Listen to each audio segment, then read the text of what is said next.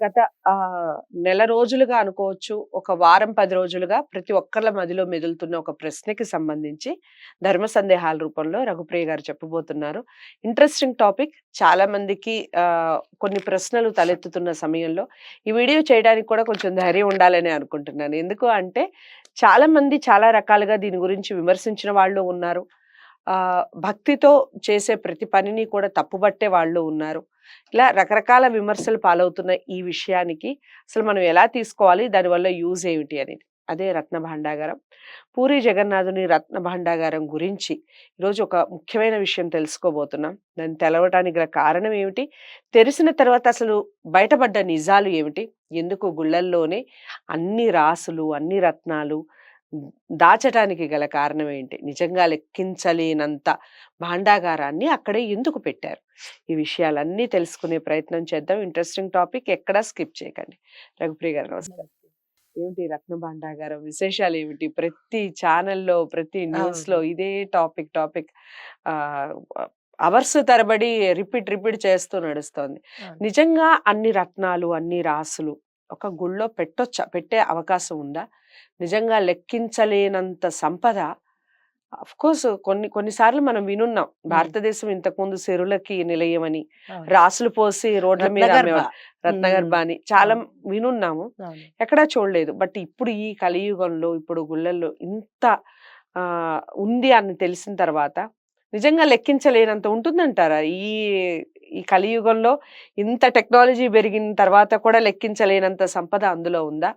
ఇంకొక ముఖ్యమైన విషయం ఏమిటంటే నాగబంధనం వేసిన తర్వాత అసలు ఓపెన్ చేయకూడదు అంటారు కదా! అంటారు. సో, మనం చాలా సినిమాల్లో కూడా చూసాం. హ్మ్. నాగబంధనానికి అవును. సంబంధించిన మూవీస్ కూడా చాలా వచ్చాయి. మరి ఆ బంధనం ఓపెన్ చేసిన తర్వాత దాని శాపాలు కానీ, ఆ వంశానికి కానివ్వండి, ఆ పూజలు చేసిన వారికి కానివ్వండి, తగిలే అవకాశం ఏది ఉండదంటారా? మీరేం చెప్తారు? ఉంటాయి. హ్మ్. అంటే అసలు ఇది ఫస్టు మీరు మొదట అడిగింది అసలు ఈ రత్న భండాగారాలు ఇందులోనే ఎందుకు ఎందుకు దాచాలి అని. దాచాలి? హ్మ్. ఇది పూర్వం నుంచి అంటే ఇప్పుడు మనకి డెమోక్రసీ లాగా ఒక నాయకులు పరిపాలించడం ఉండేది. కానీ హ్మ్. పూర్వం మనకి రాజులు పరిపాలించేవాళ్ళు. ఇప్పుడున్నంత దరిద్రము, ఇప్పుడున్నంత ఇది మనకి అప్పట్లో లేదు. హ్మ్. జనాభా గూడా ఇప్పుడున్నట్టుగా అప్పుడు లేదు కదా! హ్మ్. అయితే రాజుల పరిపాలనలో హ్మ్. రాజులు ఏం చేసేవారంటే కొంత కొంత వారి దగ్గర ఉన్న ధనాన్ని ఎక్కడ పెట్టాలి తీసుకువెళ్ళి? భూమిలో పాతడానికి లేదు. హ్మ్. ఎక్కడ ఇవ్వడానికి లేదు. అందుకని ఏం చేసేవారంటే పూర్వము గుళ్ళల్లోనూ, రాళ్ళ విగ్రహాలలోనూ హ్మ్. అంటే నందీశ్వరుడు గాని, శివుడు విగ్రహాలు గాని రైట్. హ్మ్. చెక్కించేటప్పుడే హ్మ్. రాళ్ళల్లో కొంత కొంత ధనాన్ని దాచిపెట్టేవాళ్ళు. హ్మ్.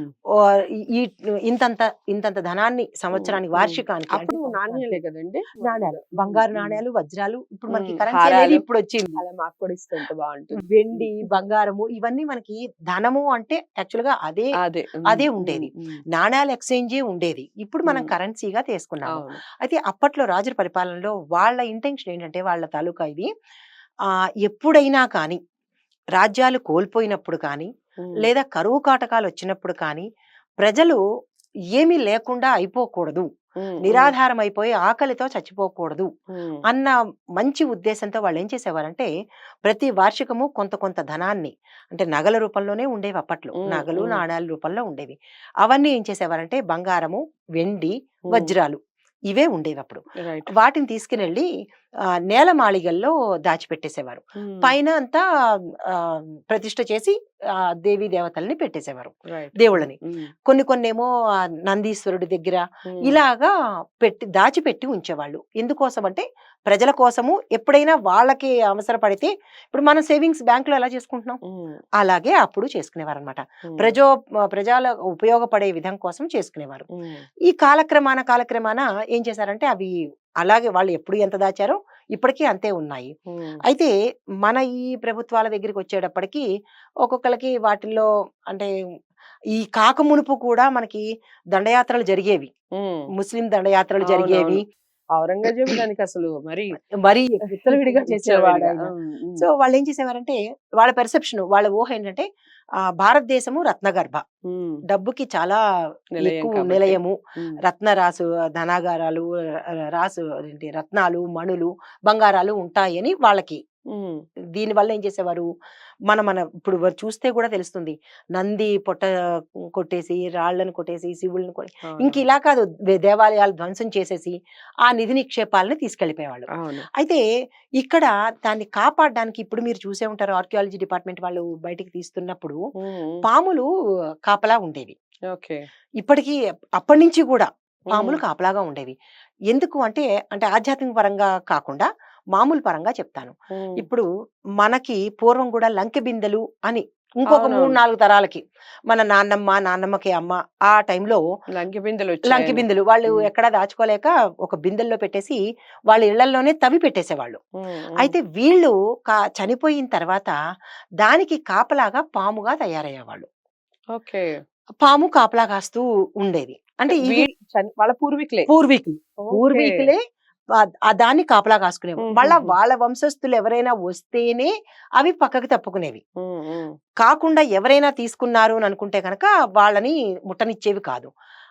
అంటే అలాగే ఇక్కడ కూడా దేవతా సర్పాల్ని ఈ ఋషులు మంత్రించి హ్మ్. నాగబంధనం వేసేవాళ్ళు. ఇంకా హ్మ్. ఎవరు ఎప్పటికీ తీయకుండా ఉండడం కోసమని. హ్మ్. మరెందుకండి ఇప్పుడు ఓపెన్ చేసి ఇప్పుడు ఇది ఇంత చర్చ జరగటానికి అది ఓపెన్ చేయడం వల్లనే కదా! ఆ!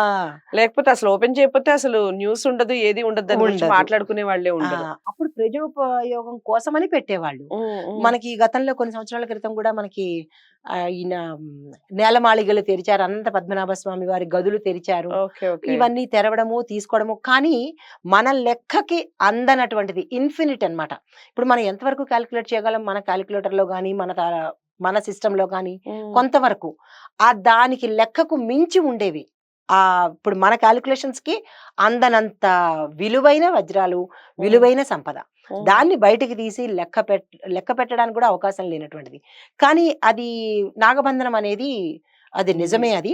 ఓకే. మొదటగా వెళ్ళిన వాళ్ళకి అప్పట్లోనూ అనంత పద్మనాభ స్వామి దగ్గరికి వెళ్ళినప్పుడు హ్మ్. కూడా హ్మ్. చాలామంది పూజారులు దీనికి ఎవరైతే తోడ్పాటు చేశారో వాళ్ళందరూ అనుభవించడం జరిగింది కూడా. అది యాక్చువల్‌గా చెప్పాలంటే అది పద్ధతి మంచిది కాదు.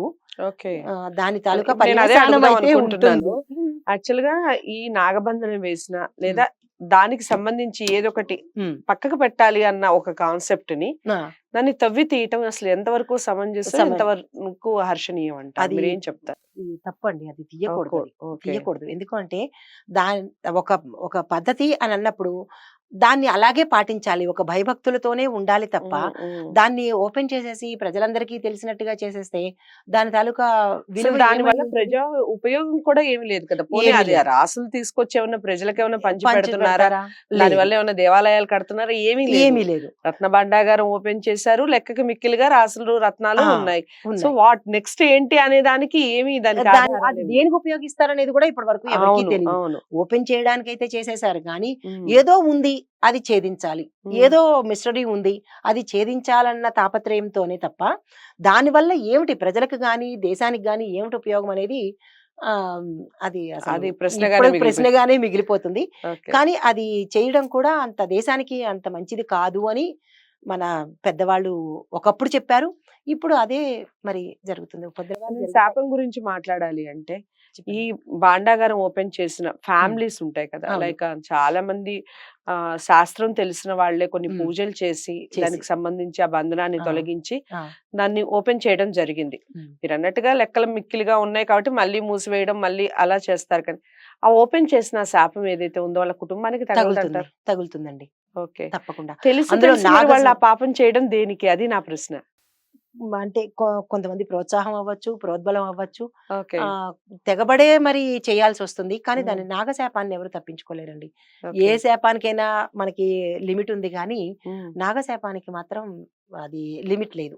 ఓకే. అది పరంపరగా అది అనుభవించవలసిందే. హ్మ్. వాళ్ళు ఎన్ని తరాలుంటారో, అన్ని తరాలు దాని శాపాన్ని తీసుకోవాలి. దానికి విరుగుడు లేదు. హ్మ్. నాగశాపానికి హ్మ్. మాత్రం విరుగుడు లేదు. ఓకే. అది మరి అనుభవించవలసే వస్తది. తప్పదు.